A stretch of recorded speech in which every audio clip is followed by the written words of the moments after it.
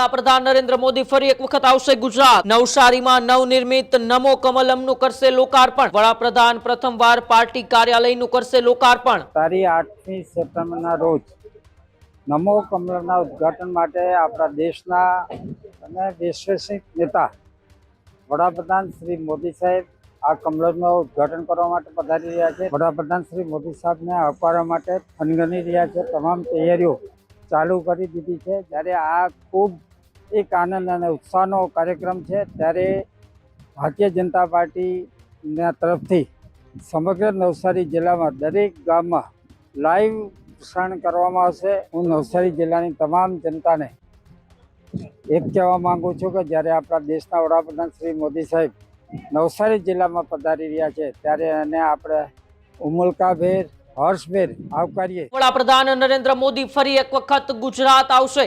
જી હા, વડાપ્રધાન નરેન્દ્ર મોદી ફરી એક વખત આવશે ગુજરાત। આગામી 8 સપ્ટેમ્બરે ગુજરાતની મુલાકાત લેશે નરેન્દ્ર મોદી।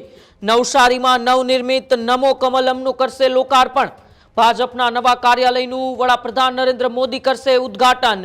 વડાપ્રધાન પ્રથમવાર પાર્ટી કાર્યાલયનું કરશે લોકાર્પણ।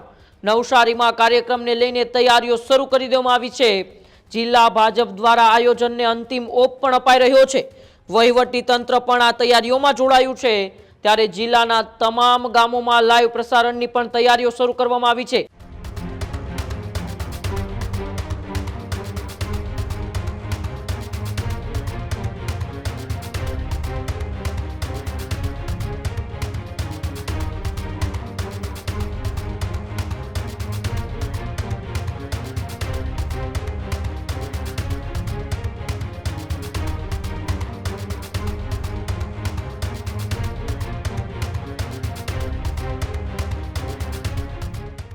પીએમ મોદીના નવસારી પ્રવાસને લઈને ભારતીય જનતા પાર્ટીમાં ઉત્સાહનો માહોલ અત્યારે જોવા મળી રહ્યો છે।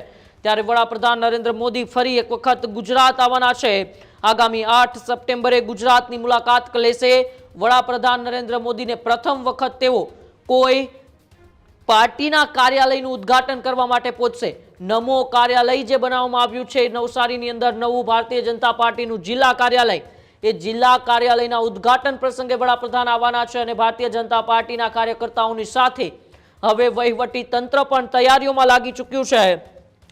નવસારી જિલ્લાના તમામ ગામડાઓની અંદર લાઈવ પ્રસારણની તૈયારીઓ છે, તે તૈયારીઓ પણ તેજ કરી દેવામાં આવી છે। ત્યારે પીએમ મોદીના નવસારી પ્રવાસને લઈને ભારતીય જનતા પાર્ટીમાં પણ અનેરો ઉત્સાહ જોવા મળી રહ્યો છે।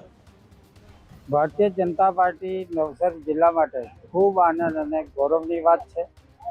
તારીખ 8મી સપ્ટેમ્બરના રોજ નમો કમલમના ઉદ્ઘાટન માટે આપણા દેશના અને વિશ્વસનીય નેતા વડાપ્રધાન શ્રી મોદી સાહેબ આ કમલમનું ઉદ્ઘાટન કરવા માટે પધારી રહ્યા છે। ત્યારે અમારે પાર્ટીના આગેવાનો, ધારાસભ્યો, સંસદ સભ્યો અને કાર્યકર્તાઓ જ્યારે વડાપ્રધાન શ્રી મોદી સાહેબને આવકારવા માટે થનગની રહ્યા છે। તમામ તૈયારીઓ ચાલુ કરી દીધી છે। જ્યારે મોદી સાહેબ આપણા કમલમનું ઉદ્ઘાટન માટે કદાચ સમગ્ર દેશમાં પહેલી વખત હશે કે પાર્ટીના કાર્યાલયમાં ઉદ્ઘાટન માટે કોઈ વડાપ્રધાન આવ્યા હોય, ત્યારે આ ખૂબ એક આનંદ અને ઉત્સાહનો કાર્યક્રમ છે। ત્યારે ભારતીય જનતા પાર્ટીના તરફથી સમગ્ર નવસારી જિલ્લામાં દરેક ગામમાં લાઈવ પ્રસારણ કરવામાં આવશે। દરેકે ગામે ગામ લોકો આ પ્રોગ્રામ જોઈ શકે, કમલમનું ઉદ્ઘાટન જોઈ શકે, વડાપ્રધાન શ્રી મોદી સાહેબના જે આશીર્વાદ વચન છે એને સાંભળી શકે, એના માટે